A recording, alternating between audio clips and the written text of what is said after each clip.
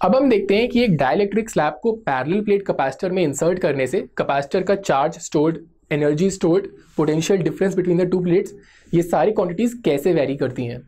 इसके लिए मैंने यहाँ अपने कैपेसिटर को पहले चार्ज किया है using a battery of EMF equal to V0, और इस स्लैब को कैपेसिटर में इंसर्ट करने से पहले मुझे इस कैपेसिटर को बैटरी से डिस्कनेक्ट करना है। अब इन दो कैपेसिटर और बैटरी को डिस्कनेक्ट करने के लिए मैंने अपने सर्किट में एक और एलिमेंट को ऐड किया है, जिसे मैंने यहाँ दिखाया है। This is a switch. एक इलेक्ट्रिक स्विच ऐसा डिवाइस होता है जिसके दो स्टेट्स होते हैं, एक होता है ऑन और एक होता है ऑफ। स्विच के ऑन स्टेट को हम ऐसे रिप्रेजेंट करते हैं, सर्कल के बीच में एक डॉट, मतलब स्विच ऑन है, और जब स्विच ऑन होता है तो सर्किट में चार्ज फ्लो कर सकता है। स्विच का जो ऑफ स्टेट होता है उसमें सर्कल खाली होता है, कोई डॉट नहीं होता, और इस स्टेट में इस स्विच के थ्रू कोई चार्ज फ्लो नहीं कर सकता। तो अभी जब ये स्विच ऑन था तो मैंने कैपेसिटर को चार्ज कर दिया था यूजिंग दिस बैटरी, लेकिन जब मैं स्विच को ऑफ कर देता हूं तो अब ये बैटरी और कैपेसिटर डिस्कनेक्ट हो गए हैं। इन दोनों के बीच में अब कोई चार्ज फ्लो नहीं कर सकता। अब इन दोनों को डिस्कनेक्ट करने के बाद मैं यहाँ एक डाइलेक्ट्रिक स्लैब इंट्रोड्यूस कर रहा हूँ। इसका डाइलेक्ट्रिक कांस्टेंट K है और विड्थ D कैपेसिटर की विड्थ के बराबर ही है। जब मैं स्लैब को इस कैपेसिटर में इंसर्ट करता हूँ तो अब देखते हैं कि इसमें सारी क्वांटिटीज कैसे वेरी करती हैं।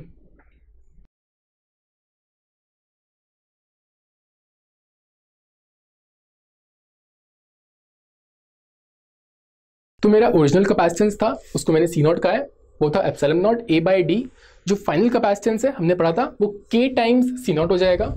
मेरा ओरिजिनल जो चार्ज था वो था capacitance C0 times the potential difference between the two plates, जो कि है equal to EMF of the battery V0। So Q0 is equal to C0 V0। जो ओरिजिनल पोटेंशियल डिफरेंस था उसको मैं इलेक्ट्रिक फील्ड के टर्म्स में लिख सकता हूँ। लेट्स से मेरा original electric field between two plates was E0, तो मेरा V0 है E0 टाइम्स D। मैं जानता हूं कि क्योंकि ये मैंने स्विच को ऑफ कर दिया है, सर्किट में अब कोई चार्ज फ्लो नहीं करेगा, तो मेरा इनिशियल और फाइनल चार्ज सेम रहने वाला है। तो मेरा final charge on the capacitor will be equal to Q0। मेरा जो इलेक्ट्रिक फील्ड है हाउएवर वो चेंज हो जाएगा। Final electric field EF will be equal to E0 by K। Dielectric constant के फैक्टर से फील्ड मेरा कम हो जाएगा। अगर फील्ड मेरा रिड्यूस हो रहा है तो मेरा potential difference between the two plates वो भी कम हो जाएगा। पोटेंशियल डिफरेंस क्या हो जाएगा finally, VF will be equal to final electric field times plate separation, और ये EF है E0 बाय K। तो मैं यहाँ देख सकता हूँ कि E0D जो टर्म है that was equal to original potential difference V0।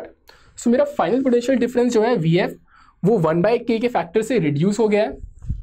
अगर हम एनर्जी की बात करें, potential energy stored in a capacitor, initially energy कितनी स्टोर थी, Q²/2C। Q क्योंकि Q0 था, कैपेसिटेंस मेरा C0 था, तो इनिशियल मेरी पोटेंशियल एनर्जी UI आती है Q0²/2C0। और जो फाइनल पोटेंशियल एनर्जी है, चार्ज जो है वो मेरा चेंज नहीं हुआ है, Q फाइनल Q0 के बराबर ही है, तो Q0²/2 टाइम्स C फाइनल। अब C फाइनल क्या है, K टाइम्स C0। इसको अगर मैं यहाँ रिप्लेस करूँ तो मैं यहाँ देख सकता हूँ मेरी फाइनल जो पोटेंशियल एनर्जी है वो भी 1/K के फैक्टर से रिड्यूस हो गई है।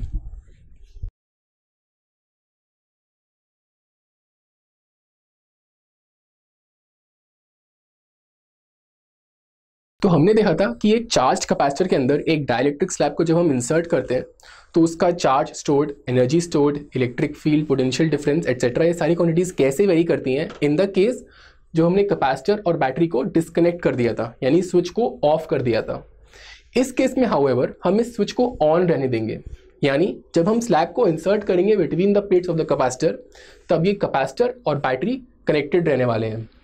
इस केस में क्या होगा, final capacitance, final potential difference, final charge stored, final energy stored and the electric field finally between the two plates of the capacitor, अब ये सब कैसे वेरी करेगा।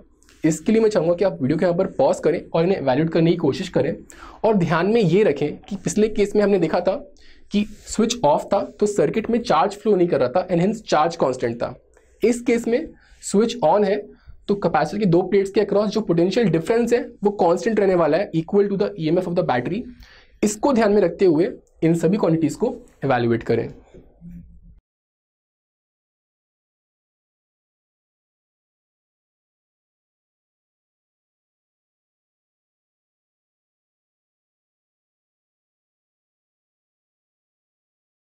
तो इस केस में हमने potential difference between the two plates constant रखा है, तो मेरा V फाइनल जो है that is equal to initial potential difference जो कि V0 है।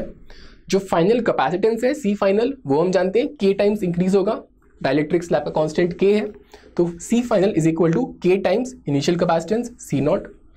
चार्ज स्टोर्ड की बात करें, इनिशियली चार्ज स्टोर्ड था C nought times V nought, final charge stored क्या होगा C final into V final, C final है K times C not, V final है वी नॉट के बराबर ही, पोटेंशियल डिफरेंस चेंज नहीं हुआ है, तो चार्ज स्टोर्ड हम देख सकते हैं के टाइम्स इंक्रीज हो गया है, K times C not V naught यानी के टाइम्स क्यू नॉट। अब ये चार्ज क्यों बढ़ गया, क्योंकि यहाँ पे कैपेसिटर और बैटरी कनेक्टेड थे एंड हेंस स्लैब को इंसर्ट करने के बाद एडिशनल चार्ज फ्लो किया from the battery to the plates of capacitor, hence यहाँ पे चार्ज स्टोर्ड के टाइम्स बढ़ गया है। अगर इलेक्ट्रिक फील्ड की बात करें तो इनिशियल इलेक्ट्रिक फील्ड क्या था, अब यहाँ पे जो कांस्टेंट टर्म है पोटेंशियल डिफरेंस है, तो हम इलेक्ट्रिक फील्ड को पोटेंशियल डिफरेंस की टर्म्स में लिखेंगे। इनिशियल इलेक्ट्रिक फील्ड था E nought is equal to V nought by D, D है plate separation. Final electric field क्या होगा, वो भी होगा given by V final potential difference between the two plates divided by plate separation small D. V final क्या है, ये change नहीं हुआ है, ये वी नॉट के बराबर ही है, तो हम यहाँ पे ये देख सकते हैं कि इलेक्ट्रिक फील्ड जो है हमारा वो चेंज हुआ ही नहीं है, वो ई नॉट के बराबर ही है। और ये चीज़ थोड़ी कंफ्यूजिंग हो सकती है क्योंकि हमने यहाँ पे एक स्लैब को इंसर्ट किया है बिटवीन अ कैपेसिटर और इसकी इलेक्ट्रिक फील्ड चेंज ही नहीं हुई। हम जानते हैं कि अगर एक कैपेसिटर के दो प्लेट्स के बीच में एक डाइलेक्ट्रिक को हम भरेंगे, जैसा कांस्टेंट अगर के गिवन है, तो फील्ड को 1/k टाइम्स रिड्यूस होना चाहिए। तो फील्ड यहाँ पे रिड्यूस तो हुआ होगा बाय फैक्टर ऑफ 1/k, लेकिन क्योंकि यहाँ पे एक एडिशनल चार्ज फ्लो हुआ है from the battery to the capacitor, इस एडिशनल चार्ज ने फील्ड की स्ट्रेंथ को बढ़ा भी दी होगी। एंड यहाँ पे हम देख सकते हैं कि ये दोनों ही फैक्टर्स एडिशनल चार्ज और डाइलेक्ट्रिक, इन दोनों ने अपने इफेक्ट को कैंसिल आउट कर दिया है और जो फील्ड है फाइनली वो ई नॉट के बराबर हमें मिल रहा है। अगर एनर्जी स्टोर्ड की बात करें तो इनिशियली क्या थी half C not V naught square, और फाइनल एनर्जी क्या होगी that will be given by half C final जो कि है के टाइम्स सी नॉट, और वी फाइनल जो कि चेंज नहीं हुआ है तो वी नॉट रहेगा। और हमें यहाँ देखते हैं कि एनर्जी स्टोर्ड भी जो है वो के टाइम्स बढ़ गई है।